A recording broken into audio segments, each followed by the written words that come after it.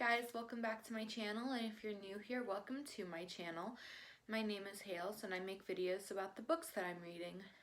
Today I'm going to be doing my February wrap-up, which is surprisingly small because I only read 2 books in February.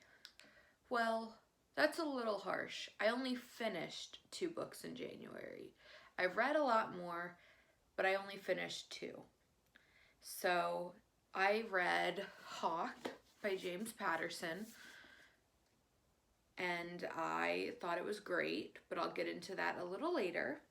And I read The Cruel Prince by Holly Black, and again, I thought it was great, but I will get into that a little later.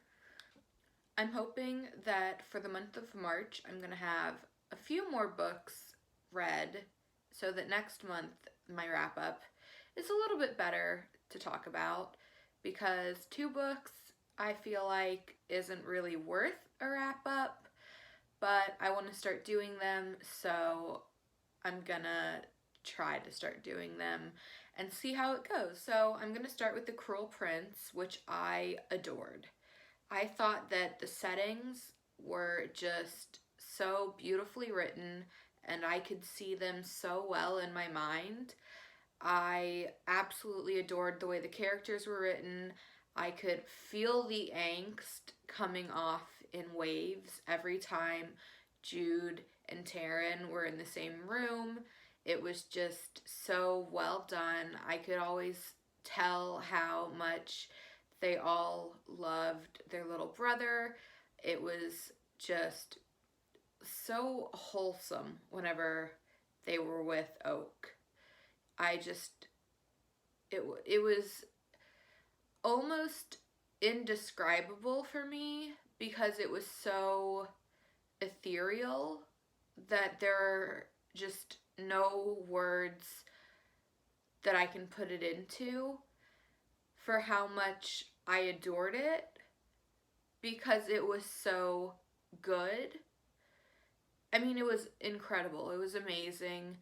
It was wonderful. It was fantastic. I just adored it. It was it sucked me in and it didn't let me go. And I was just enthralled the whole time. Especially the last 100 pages, I could not put it down. I didn't want to put it down. I didn't want to do anything else. I just sat and read and read and read. And I thought that was great because I haven't been able to read like that in a really long time. And both books in this wrap-up really had me like that, which I really enjoyed because I have just needed a book to be able to do that. At this point, because I've been in such a bad reading slump. But especially for The Cruel Prince, I just needed something that captured me, and this book really did it. Especially Jude.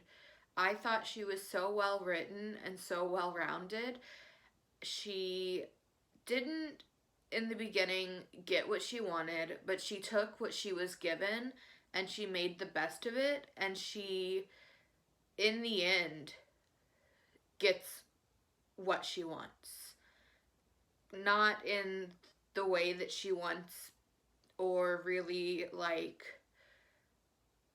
necessarily what she had set out to get, but she ends up with what she overall wanted, and I think that is so great. And it's just such a good book in general.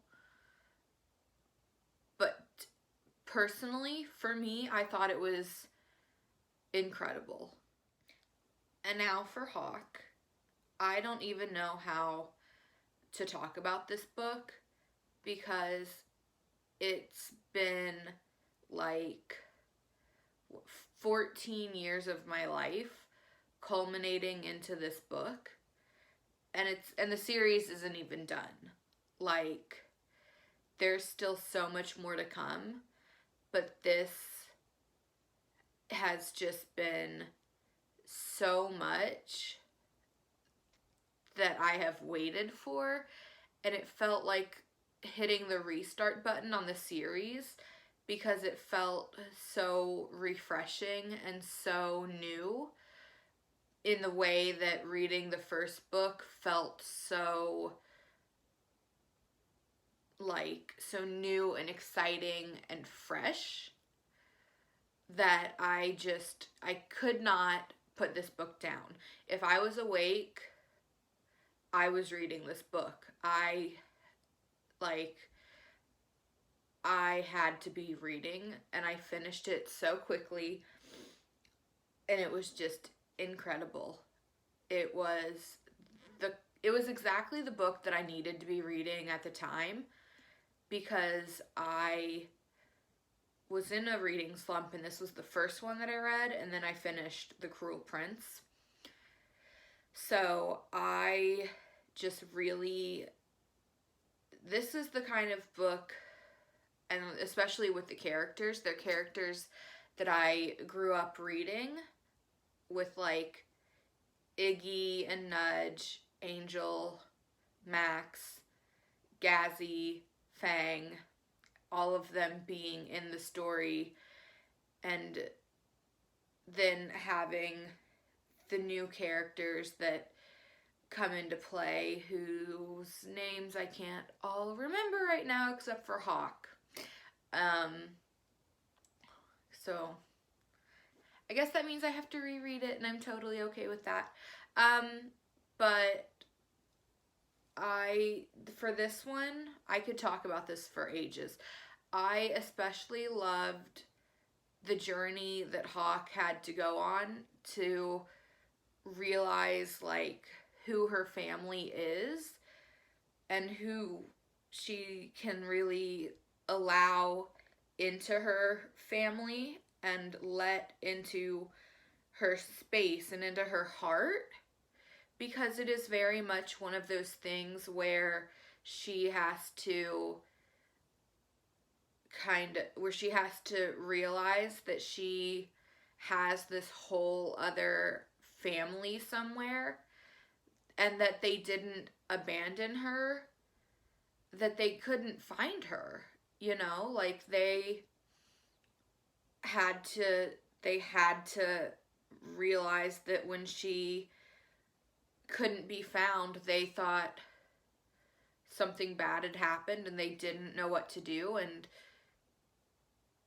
that was it. They thought she was gone, and she thought they were gone, and there was just a lot of uncertainty, and they've been searching for her, but she's been gone, and she kind of gave up on looking for them because she was so little when everything went down that she couldn't find them.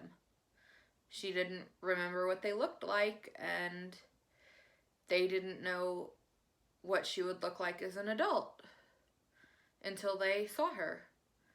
And then the actual storyline was just so incredible because it wasn't something that had been done before in the series, in the sense that it was like they have rival gangs in the city, and she's connected to one of them, and she's got this crush on the guy, and just, I really enjoyed that aspect. I thought it was really well done. So that was really awesome to watch play out.